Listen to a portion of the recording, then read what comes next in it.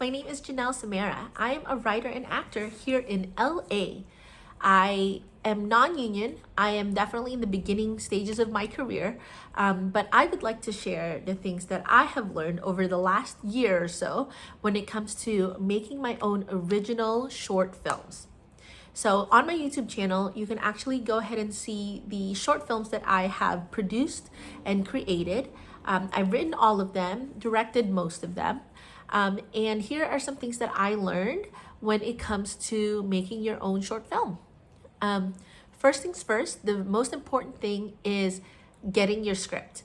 When it comes to writing, I definitely have noticed that some people are very defensive about their writing, right? Almost akin to how some people can't take any sort of healthy criticism about like their children. Like if you've ever read or watched Harry Potter, how Aunt Petunia just cannot see how much of a bully Dudley is, and even despite like the schools or anything kind of telling her about Dudley being unhealthy, like she just can't take it. Oh, he's just big bone, he's just he's just a growing healthy boy, but he's just misunderstood. He doesn't bully people just don't see how sensitive and wonderful he is.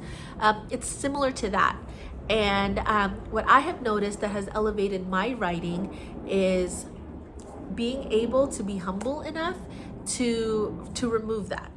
I'm not saying the advice that everybody gives you when it comes to writing is going to be spot on. You do have to do what you feel is comfortable and what you think is right, but really it has to be a healthy mixture of also being humble enough to know that there are people out there who know better than you, who know more than you. And also being humble enough to ask people for feedback on your writing, and asking people whose opinion you respect. For me, I have taken screenwriting classes and I take an acting class here in LA. And, I asked some of my teachers to give me feedback, help me workshop scripts. And, initially, of course, I'm like, oh, they don't get it. Or, oh, I have a reason for that. But really, once I'm able to remove myself and take to heart what they're trying to say, it always does elevate my script.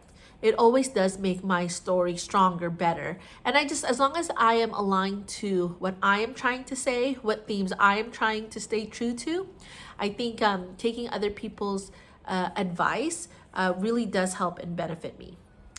And maybe it will for you too. Number 2. So the writing needs to be important, but the sound. So sound quality, when you're making your own original short film, sound is actually one of the most important things. Arguably, it's more important than even the quality of the picture. It could be like pixelated and bad quality, but if the sound is good, a viewer is more able to connect with that film. I don't know what it is, but you can have the most beautiful, like sharp visuals, but then if your sound is crap, it just takes the audience member out of it. They can't lose themselves in the movie. And there are workarounds around that. Maybe you make a silent film first, or maybe you put some music behind it. I've definitely done something similar to that, where I tried to record a more like ASMR type sounds. There really wasn't that much dialogue. And then there was like also music, so it could kind of hide some of the maybe, misgivings of the sound, things like that. That would be my film Kismet. If you want to check out my YouTube channel, that's my experimental one that I'm actually very, very proud of. I love that one. But definitely you want to make sure that the sound quality is there and that it's good. If you are going to put a little bit money towards this, and I'm not saying you have to, you can go out and make your first short on your iPhone. I've definitely made a couple on my iPhone, and it's about starting from somewhere and being able to grow from there. But let's say you are ready to take it to that next level. Budget for sound. Sound is important. And you can actually find professional sound recordists on Mandy.com. I strongly recommend it. And be honest with what your budget is. In my most recent project, Girl to Girl, which you can see on my YouTube channel, I'm very proud of that one, and I have heard from many people I know that they think that is my absolute best project to date. With that one, I was able to find a sound recordist on Mandy.com, and I think I paid him like $100 or $200 a day for 3 days of shooting, which was really awesome. I think it was $100 a day. And if you're able to put a little bit more money than that, awesome. But he had all of his own gear. He mic'd everyone up, and yeah, he was able to give me all of the audio files. So it was really, it really worked out very well. Definitely you have to step outside of your comfort zone if you're ready for that next level, because maybe the first few short films, it's you and your friends, people that you take acting classes with, people who are more on your level because you're all learning together. Once you're ready to get to that next level, you have to be a little uncomfortable. You have to hire people you don't know on Mandy.com, or maybe you cast people from Actors Access or castingnetworks.com, but you do have to kind of be able to do and try something scary to help elevate your stuff. But I do recommend that if you're gonna put any money towards, the first thing you're gonna put money towards in your film should be sound. The third most important thing, I think, when it comes to shooting your own original work is lighting. And this kind of goes hand in hand with general cinematography or general quality of your visual, but lighting. Because a lot of people will tell you they can fix it in editing, or you could fix that later.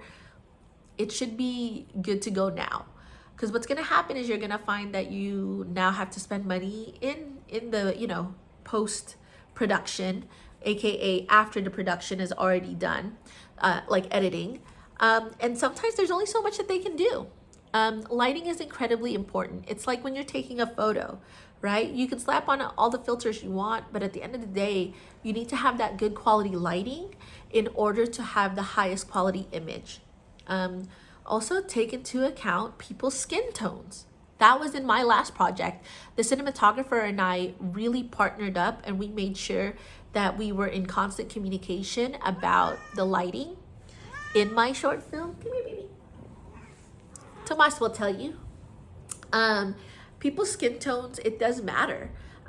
Lighting somebody that has a very fair complexion, like Tomas, and then lighting somebody like me would require different lighting, and somebody with an even darker complexion would require different lighting. And it's all about trusting your eye. Go ahead and take a look at what you've shot, and is it good enough? Oh, well, we can fix that later. No, let's fix it now. Let's have good quality things now. You shouldn't have to rely on any kind of magic, afterwards in order to make your stuff look good. So trust your eye. You know when you like how something looks and when it doesn't, and make sure that the lighting is really there. It's better to have extra lighting than not. And yeah, if you're like looking at it and you're like, I think we need more light, and somebody tells you, no, I think it's fine, trust your gut. Is this your film? Go ahead and do that.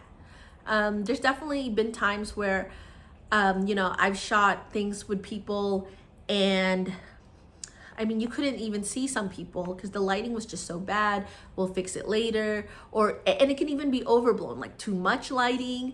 Like it's definitely okay to experiment and take a look, and again, trust your gut, trust your eye. The fourth most important thing, again, it goes hand in hand with lighting, is the visuals. How do you like the angles? What I learned in my last project, Girl to Girl, was definitely have a pre-plan, but try to incorporate additional coverage. So for example, let's say there's two people talking in a scene and you want coverage of them talking, you can see both of them. And then have coverage of just the one person talking and then the other person talking. And in that way, in editing, if you need to, you can cut between the three of them. Even if you end up just keeping the two people talking, or just the one person's face, the other person's face, it is good to have a couple of extra shots. That's something I definitely learned. There were definitely a couple of shots where I only took the two people, and I wish I had done the individual coverage just to help me out with some editing issues that came up. It ended up working out anyways. You can't really hold on to too much. It's one of those things where you have to be able to let go in order to get a final product and be proud of what you have, but also learn from the things that you thought could have been better. Huh? What do you think? Tomas agrees. This is my kitty cat.